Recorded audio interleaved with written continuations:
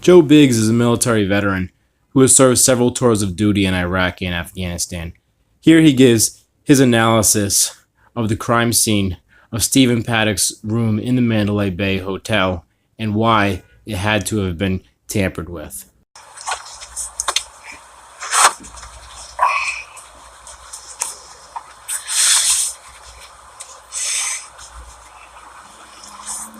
What's going on, everybody? I'm stuck in traffic in Austin, so I'm literally moving like 1 mile an hour.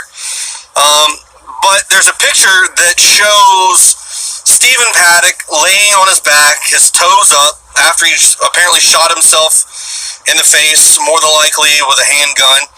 But you see a rifle on a bipod perfectly over his left foot.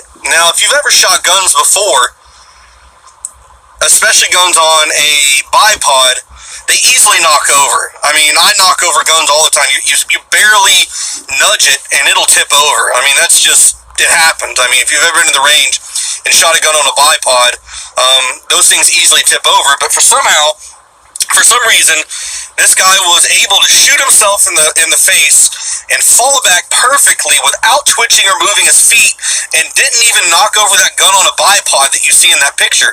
That's very odd. So to me, that tells me that that gun was placed there, which says that the crime scene has been tampered with. Now, like I've said before, I'm not very much a conspiracy theorist, but this shit's a bit shady. I mean, you can even look at people on the left and the right, and a lot of people are questioning this. I mean, this is, there's a lot of science to this. It doesn't add up. Now they're saying that the weapons as well were equipped with this bump stop thing or whatever that helps shoot the semi-automatic gun at a fire rate of a fully automatic.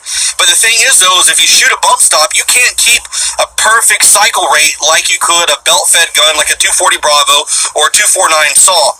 Those guns are going to be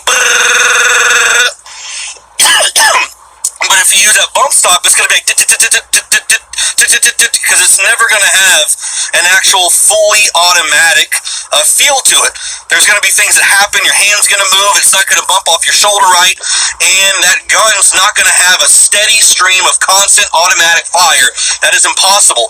The bump stop thing was created to be a gimmick. It was never actually meant to be a mainstream market use accessory for shooters. You know, it's just some bullshit fucking thing that somehow got thrown into the market, and it's like a gimmick thing. Like, no one out there that actually shoots takes that thing seriously and even uses them.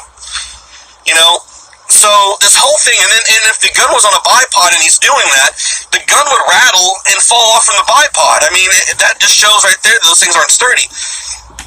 So I'm going to try to get one and do a video to show you guys just how fucking you can't even have a cycle rate to mimic what it would be on a 249 SAW or a 240 Bravo.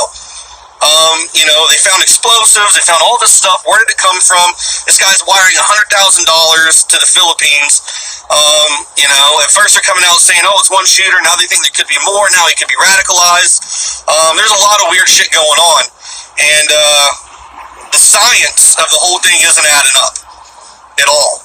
If you've ever shot guns, if you've ever been around these types of things, and you've been to the range with a bipod and you've shot one of these things, you just know when you smell bullshit, and this is complete and total bullshit. So I just wanted to give you guys an update on that, in case some of you haven't thought about that or didn't know that, but it's definitely shady, the shit that I'm